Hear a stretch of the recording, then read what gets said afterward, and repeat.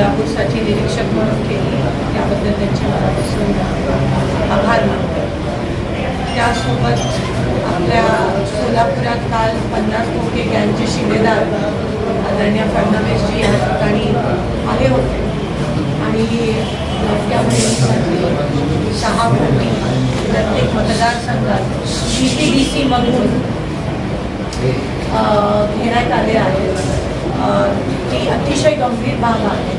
कुठे AC साठी, कुठे कूलरसाठी, कुठे मंडपासाठी DPDC मधून, म्हणजे एकीकडे म्हणतात विकासासाठी निधी नाही आहे आणि दुसरीकडे 6 कोटी तुमच्या AC साठी, तुमच्या मंडपासाठी खर्च करतात। 1% महिला बाल कल्याणची जी तरतूद असते, आमच्या महिलांना प्रत्येक ग्रामपंचायत ऑफिसची गरज आहे, उमेदच्या ऑफिसची गरज आहे। प्रसूतीगृहामध्ये महिलांसाठी त्या ठिकाणी इक्विपमेंट नाही आहेत, त्याचे पैसे अजून मिळाले नाही आहेत। अंगणवाडी सेविका, अंगणवाडी मदतनीस एवढे वर्ष पगारवाढीचा मागतायत, पेन्शन मागतायत, ते द्यायला यांच्याकडे पैसे नाही आहेत। पण DPDC मधून लाडक्या बहिणीचा कार्यक्रम हा ह्याच्यात AC साठी, कूलरसाठी, मंडपासाठी 6 कोटी आणि गावामधला विकास जो आहे तो थांबवणं, ह्या गोष्टीसाठी त्याच्या या ठिकाणी आपण निषेध। ही खूप गंभीर बाब आहे की प्रत्येक जिल्ह्याच्या जिल्हा नियोजनच्या पैशातून कार्यक्रमासाठी हे घेत आहे, जबरदस्ती केलंय की महिला आणायला पाहिजे, मग तुम्ही त्या कशाही आणा, ही एवढ्या कोटीची निधी आम्ही तुम्हाला देतो। म्हणजे अगदी कोणत्या पद्धतीत ते पैसे खर्च झाले, कारण का प्रशासनावर एवढा दबाव की काही पण करून तुम्ही महिला आणा। हे काल आपले 50 गँगचे शिलेदार या ठिकाणी बोलून गेले। त्यांनी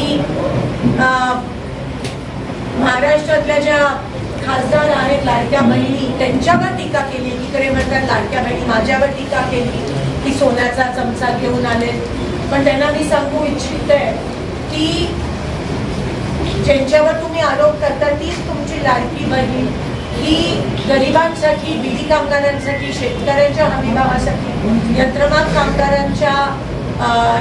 कामगारांच्या कल्याण मंडळासाठी असेल, गोरगरीब महिलांसाठी अनेक वर्ष काटमानेनी तुमच्या समोर उभी राहून तुमचा विरोध करून ह्या सगळ्या गोरगरिबांचा त्या ठिकाणी ती काम करत आहे, झटत आहे। एक महिला तुमचा पराभव करते तेव्हा BJP वाले खरंच संतापतात।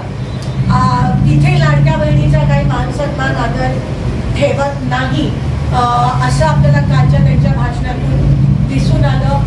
नेहमीच रेटून खोटं बोलणारे जे आहेत विरोधी पक्ष, आमचा जो विरोधी जे सत्ताधारी आहेत, महायुतीतले नेते, ते काल त्यांचे आभार मानते की ते काल खरं बोलून गेले। ते म्हणाले की प्रेम हे पैशाने विकत घेऊ शकत नाही आणि खरं बोलले। मग ते 1,500 असू दे किंवा 1.5 लाख असू दे, प्रेम हे तुम्ही पैशाने विकत घेऊ शकत नाही। हे येणाऱ्या विधानसभेच्या निवडणुकीत माझ्या महाराष्ट्रातल्या महिला दाखवून देतील की प्रेम हे तुम्ही पैशाने विकत घेऊ शकणार नाही। आतापर्यंत ढोल ताशे आणि वचनपूर्ती सोहळ्यासाठी ढोल ताशाचा वापर करणारे हे आता तोंडावर पडणार आहे, खोटी वचनपूर्ती यांची ठरणार आहे। आणि हे झाल्यावर तुम्हाला दिसेल की काही दोन आठवड्यात आता पुन्हा एकदा ते धर्म, जात पात, मंदिर, मस्जिदवर येणार आहे, कारण का त्यांच्या सगळ्या स्ट्रॅटेजीज ह्या फेल जाणार आहेत। आणि म्हणून मला जे काही हे होत आहे आणि त्यांचे जे काही या ठिकाणी चाळे चालू आहे त्या गोष्टीचा मी निषेध करते। महाविकास आघाडीच्या माध्यमातून खंबीरपणे आमची प्रक्रिया चालू आहे। पुन्हा एकदा महाविकास आघाडी लढणार महायुतीच्या विरोधात आणि तुम्हाला येणाऱ्या दिवसात महाविकास आघाडीची सत्ता, एक स्थिर सरकार, एक स्टेबल सरकार महाराष्ट्राला तुम्हाला देताना दिसेल। यांचा जो खोटेपणा आहे हे सगळे लोक लवकरच तोंडावर पडणार आहेत।